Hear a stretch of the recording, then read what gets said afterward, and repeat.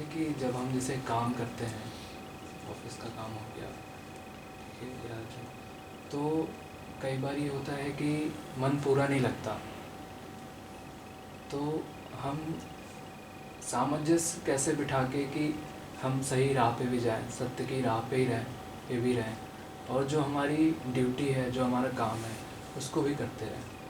तो इन दोनों में तालमेल कैसे हम बिठा के कर सकते हैं? देखो, दो बातें होती है। एक तो ये कि जा रहे हो तुम किसी सार्थक लक्ष्य की ओर, लेकिन रास्ते में तुम्हें बहुत कुछ ऐसा मिल रहा है जो उबाऊ है, नीरस है, जिसका लक्ष्य से कोई संबंध दिखता नहीं। जैसे तुम जा रहे हो किसी सुंदर पहाड़ की सुंदर चोटी की ओर, हिम शिखर है, सुंदर धवल, सूरज की किरणें चमक रही हैं, बर्फ जैसे सोना हो गई हो, लेकिन रास्ते में क्या मिलता है? घाटियां भी मिलती हैं, गिरी चट्टानें भी मिलती हैं, उबड़ खाबड़ रास्ते भी मिलते हैं। और जब तुम्हारे सामने कोई चट्टान गिरी हुई है और सड़क पे गड्ढे ही गड्ढे हों, तो उनका संबंध हिमशिखर से बैठाना मुश्किल पड़ता है। तब मन सवाल करेगा कि मैं क्यों चल रहा हूं इस रास्ते पर। तब तुम्हें यह याद रखना है कि मतलब मुझे इस चट्टान से नहीं है, मतलब मुझे चोटी से है।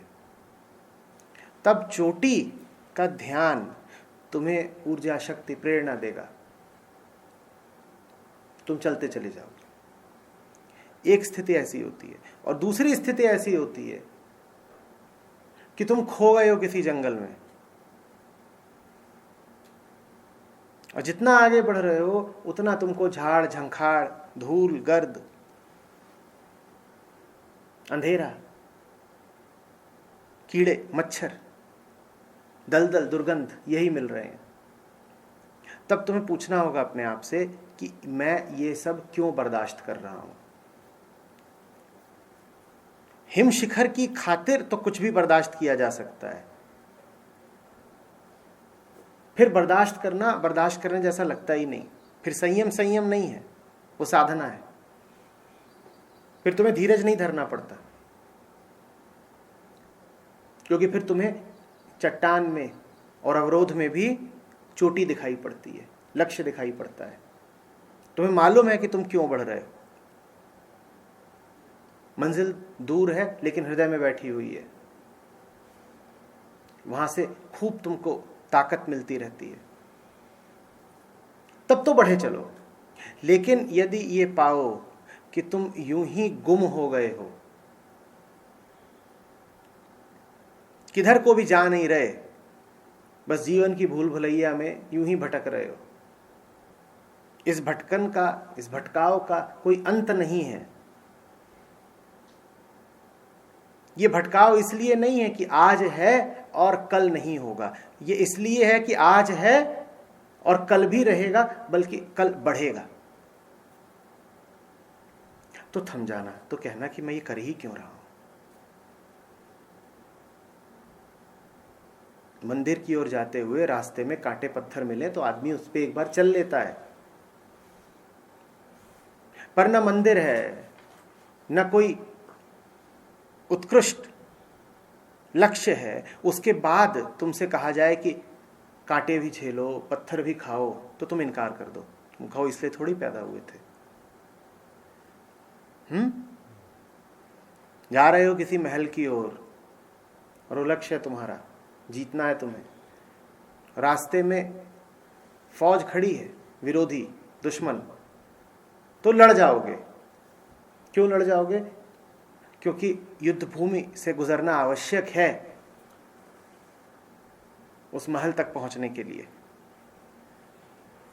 पर कहीं न जाना, न आना, न पहुंचना, न लक्ष्य, न कोई महल है, न कोई सार्थकता, तो काहे सर फोड़ना? किसकी खातिर? क्यों किसी की जान ले रहे हो? क्यों अपनी जान दे रहे हो?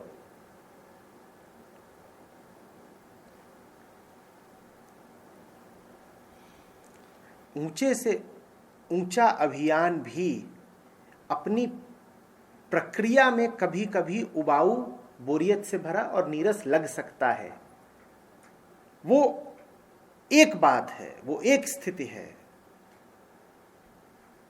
लेकिन अगर नीरसता केंद्र ही है तुम्हारे काम का, अगर काम के मूल में नीरसता बसी हुई है, तो एक पल ना करो उस काम को, तुरंत हटो।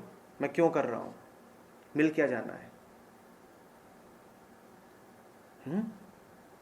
श्रम वो भला जो स्वास्थ्य से उठे और स्वास्थ्य की खातिर किया जाए, जो विश्राम से उठे और विश्राम की खातिर किया जाए। देखा है, स्वास्थ्य के लिए भी श्रम करते हो ना, कसरत, व्यायाम, जिम, ये क्या होते हैं? आराम के लिए तुम क्या कर रहे हो? श्रम। और उस श्रम के बाद बड़ा आराम मिलता है, मीठी नींद आती है। तो वो एक बात है। और दूसरी बात यह है कि तुमको बुद्धू बना दिया किसी ने, बेगारी कराई जा रही है। बेगारी समझते हो? जहां श्रम तो बहुत है पर उससे कोई अंत, आराम, विश्राम, स्वास्थ्य नहीं मिलना, बस श्रम है। वो श्रम उपजाऊ नहीं है, वो श्रम निष्फल जाना है। उस श्रम से तुरंत हाथ खींच लो। दोनों बातें एक साथ बोल रहा हूं। जहां श्रम सार्थक हो, और सार्थकता किसमें है श्रम की? कि श्रम मुझे ले जाएगा एक गहन आंतरिक विश्राम की ओर। वहां श्रम से मुंह मत चुराना, करे जाना श्रम, करे जाना श्रम, करे जाना। वो श्रम तपस्या और साधना कहलाता है। लेकिन दुनिया अधिकांशतः व्यर्थ श्रम करती है, और उसका प्रमाण यह है कि तुम दशकों तक, शताब्दियों तक, अनंत काल तक श्रम करे जाओ, श्रम का अंत नहीं आना, श्रम से विश्राम नहीं आना। दुनिया में 100 में से 99 लोग ऐसा ही श्रम कर रहे हैं। कैसा? कि बस मेहनत करते जाओ, करते जाओ। मेहनत का अंत एक वादा है बस, जो कभी पूरा नहीं होना।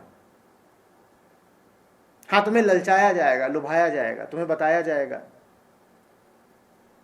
कि 10 साल और मेहनत कर लो, उसके बाद निवृत्त हो जाओगे, उसके बाद आराम से बैठ के खाना, सोना, सृजनात्मक कामों में लगना, पुस्तक पढ़ना, पुस्तक लिखना, गीत गाना, घूमने जाना। वैसा कभी होते देखा है? आदमी कोल्हू की बैल की तरह लगा ही रह जाता है। वो आखिरी सेवा निवृत्ति, अल्टीमेट रिटायरमेंट कभी आता नहीं, आखिरी सांस में भी नहीं आता।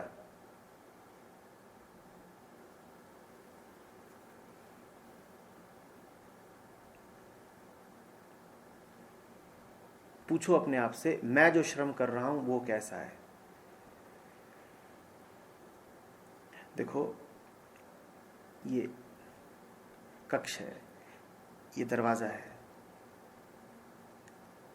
एक आदमी चल रहा है दरवाजे की ओर, और एक आदमी गोल गोल घूम रहा है, फंस गया है।